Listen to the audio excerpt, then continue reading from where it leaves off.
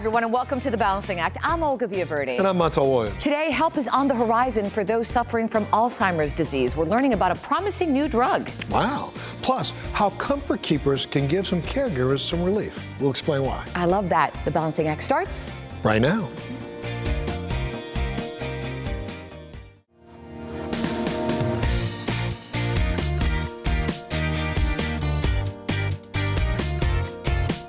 It slowly destroys the most important organ in your body. And it not only affects you, but every single person who loves you. But thankfully, today there are significant positive developments in the fight against Alzheimer's disease. Let's meet a very special family and learn more about their Alzheimer's journey.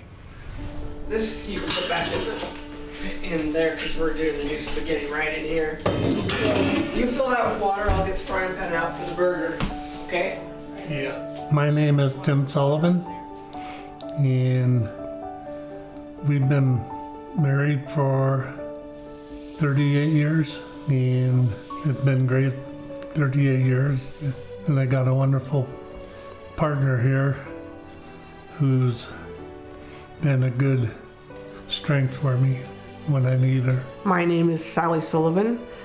I'm married to this guy, Tim Sullivan. I moved to Seattle, and then I met her. Next thing you know, I asked if she would marry me, and she said yes. We have a daughter, and I am 68, Tim, early 70s. I'm 71. We've started to travel in country in the U.S. We have also traveled to Ireland and Scotland together. Australia twice. And a couple times to Australia, and we do it really well. We do play games. We love to watch sports, March Madness. We loved it. We saw 8 teams. I think we saw 8 teams play. The next thing is I really enjoy being on the course, and I miss that the most. I would call Tim my memory because he's very precise in everything he does. I could remember anything. If somebody told me something, it was locked in place. Then all of a sudden, just slowly but surely, it was like, what just happened here? Why can't I remember where I was? People's names, dates, time, whatever day it was. And it was very, very concerning. And we first noticed, I guess it was a family night of playing games, that he was shuffling and dealing the cards, and he dealt them backwards. Whoa, wait a minute, what are you? We all just looked at the table and went, what are you doing? I'll be honest, it scared me. It made me pretty anxious about everything. And I probably was a little bit tough on Sally because I couldn't come to understand what was going on. And she got me an appointment with Dr. Greeley. My name's David Greeley. I'm a clinical neurologist. I've been in practice for 30 years in Spokane, Washington. Oh, hello, Dr. Greeley. Hi, Tim. Hello, have a seat. Alzheimer's disease, I think, is so devastating because it really affects not just memory and behavior, but really somebody's identity. It really affects you and your personality. With your history and with your memory loss, and as it's progressed, certainly with your family history, we need to be concerned about the fact that this could be Alzheimer's disease for you. He didn't tell me right off the bat. He sent me up to do an MRI on my brain, and spinal tap. Spinal tap, yeah. I don't know, it was about within a week or so, maybe 2 weeks. He called us up and said, come on down, I want to talk to you. Thanks for coming back again. Since it was originally diagnosed and described by Dr. Alzheimer back in the early 1900s, there really hadn't been much progress beyond the recognition of what it was after somebody's death. So above and beyond the ability then with an amyloid PET scan to see that people had amyloid plaque in their brain, the potential for being able to do more testing was needed. In 2022, got FDA approval with a test from Fuji Radio that's able to see that people essentially have amyloid plaque in their brain by testing the fluid. What we're doing today is we're going to collect some cerebral spinal fluid from your spine. So now we just need to collect CSF, okay? This test became available. We were able to send the fluid then to a lab, and lumbar punctures can be done all over this country and theoretically all over the world. Smooth as silk. Much more simply, and doesn't require what was needed to do an amyloid PET scan. So I have your results here. The day that he told me about it, I haven't cried for a long time. And I ended up crying for quite some time. I couldn't believe it. It was really hard. I think I was pretty hard on Sally. I think I was a pistol waiting to go off so I could get my anger out of me. And I'm forever grateful that she hung around with me, because she had every reason in the world to walk away from me. And it wouldn't have surprised me, because I was being a jerk. We can now say quite assuredly that you could potentially qualify for one of those. He told me about the trial, and he asked me if I'd be interested in getting in. And why would you say no to something like that? Coming up next, more with this incredible couple. We'll be right back.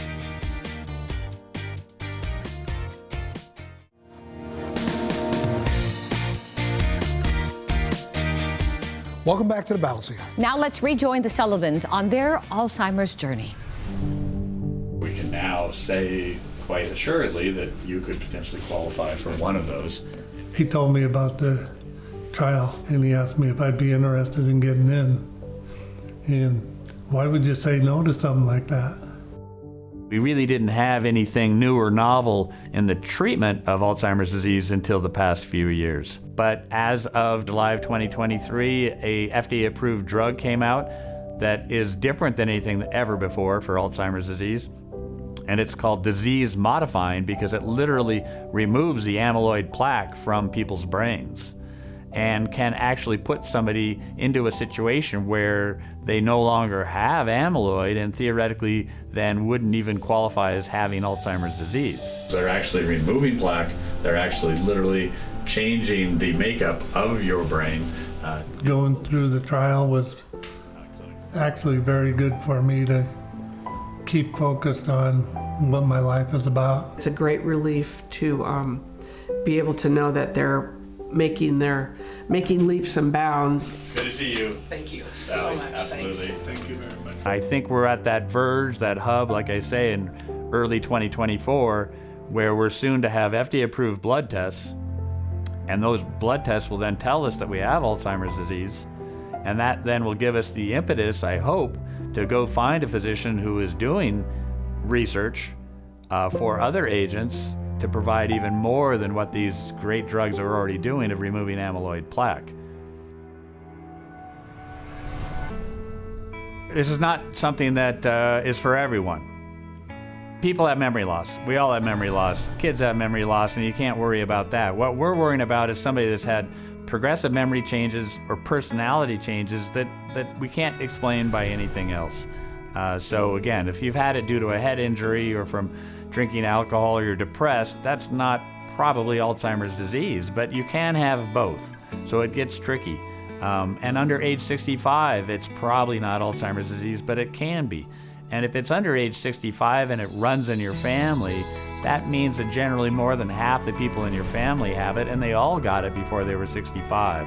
So what we're looking for are people that are 70 or 75 or more who have memory loss or can't do what they used to do. They can't remember how to drive to a certain part of town, or they get lost more easily, or they have a change in their behavior. We want to see people at an early stage. And certainly in research, we're seeing things and moving towards areas where we're going to make much more headway, I think, on this disease over the next coming years.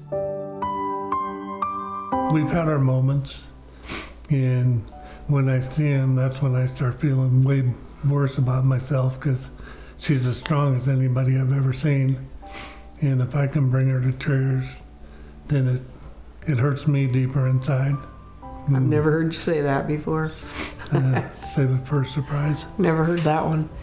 I think that Also, the drug trial that we were going through together, kind of gave us a little bit of hope. But now I have to step up and plan to go to dinner, go to meet friends for dinner, meet friends for lunch. Speaking of teary-eyed, I'm starting to leak.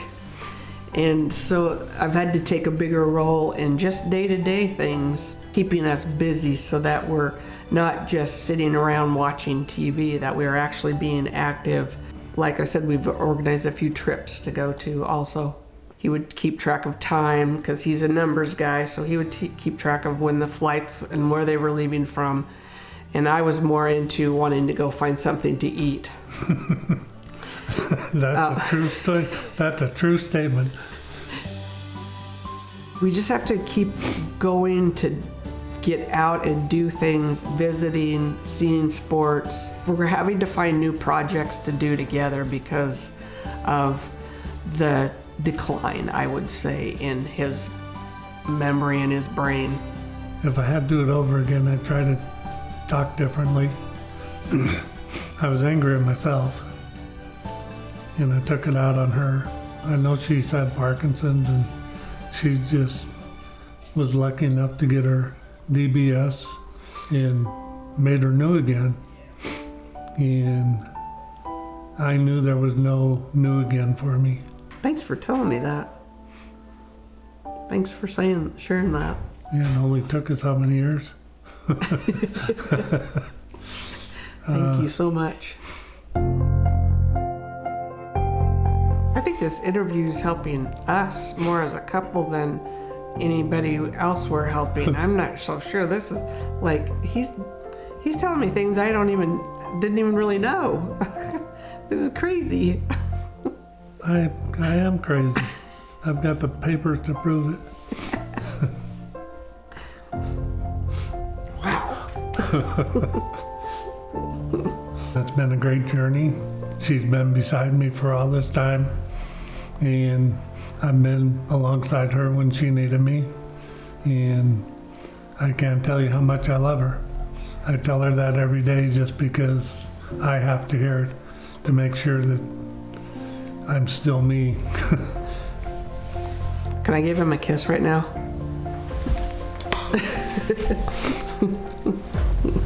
And I was going to get a backhand. And we're happy to report that the FDA has now approved another drug to treat Alzheimer's disease. So be sure to ask your doctor about available treatment options. That's right. We'd like to thank our courageous family, Tim and Sally Sullivan, and our specialist, Dr. David Greeley, for joining us today. And also, here are some very important resources for anyone whose loved one has experienced the changes that Dr. Greeley just described. Please go to usagainstalzheimers.org and the Alzheimer's Association, ALZ.org. And as always, you can also head to our website, thebalancingact.com.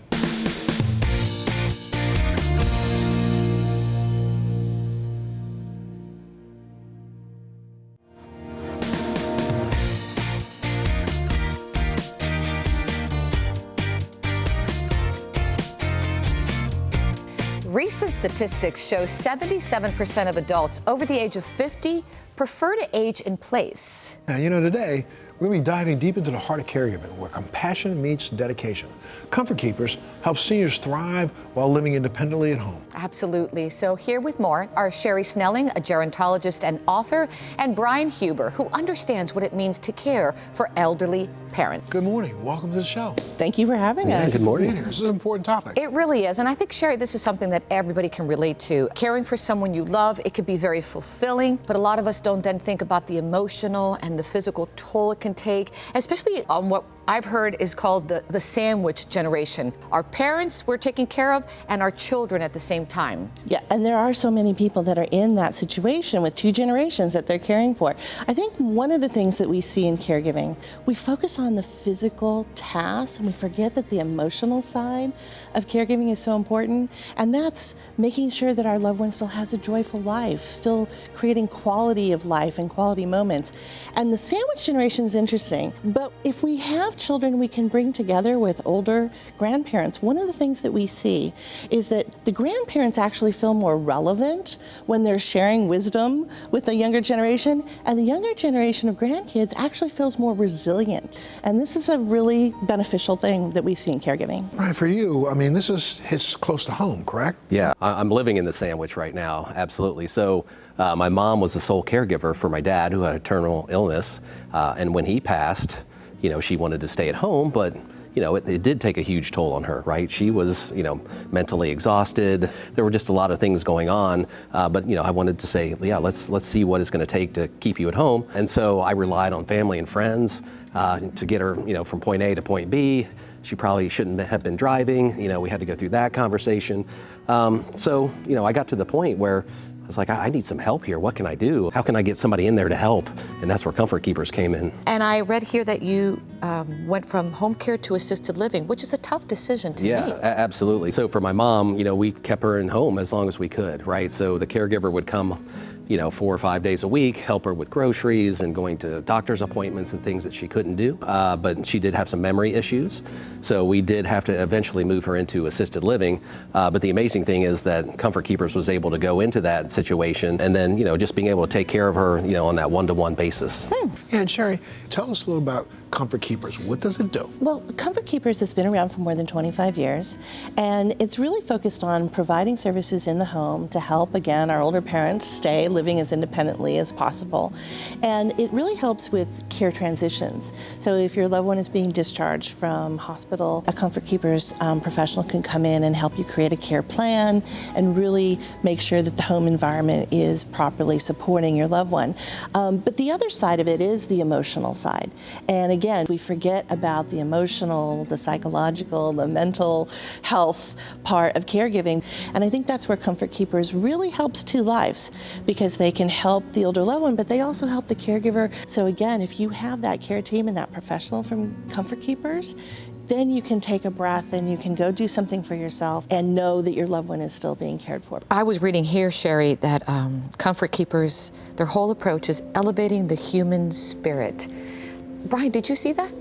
Well, one of the things that I was very worried about not being there day to day was, was she going to be lonely? Is she kind of isolated? Yeah, she had friends that could come over. But to me, it's like I need someone there that's like she's engaging with and, bringing joy. Bringing a little bit of joy into the house every day, having a conversation, talking about things. And that's really a component of Comfort Keepers, right? It's bringing in that daily dose of joy. Yeah, you know what, when we talk about joy, I always tell people we don't have a lot of control over some things in our life, but we have control over the amount of happiness and joy that we can create. Maybe it's listening to music with your loved one from their era. Any of these moments of joy are going to help both our older loved one, but also help ourselves. And being able to give and have those moments that you're going to create long past, your loved one not being with us, you still have these wonderful memories. So joy really becomes essential, and it's not just the professional care, but it's also finding those joyful moments in life. I want to ask you both, are there any best practices you both can share for our viewers who may be going through this right now? Sherry, I'll start with you. Sure. I think there's 3 things that I always tell family carers to think about. First of all, we're wanting to keep our loved ones at home. That's environmental wellness. So we have to think about our homes as a healing space. Second thing is, humans are social animals. We need to hug, we need to touch. It creates that oxytocin release, which bonds us. And then I think third, and probably most importantly, is the emotional side, creating the moments of joy. I love that. Brian? Yeah, and I would just add that, taking the first step of reaching out and figuring out how to get care is huge, right? You go into your parents' house, and it may be your mom that's still there, or your dad, or both of them, and they need help, but they're not going to ask you for it. So you kind of have to realize what's going on, what do they actually need, and then reaching out to someone like Comfort Keepers, they can really come in and help create that plan of care. That's fantastic. Thank you so much for both of you for being here, okay? It's wonderful. So appreciate it. Thank you for your And of story. course, you can go to comfortkeepers.com, check out their social media channels if you want to get more information. That's right, Comfort Keepers. I love the name. You can always head to our website, thebalancingact.com, for more information. We'll be right back.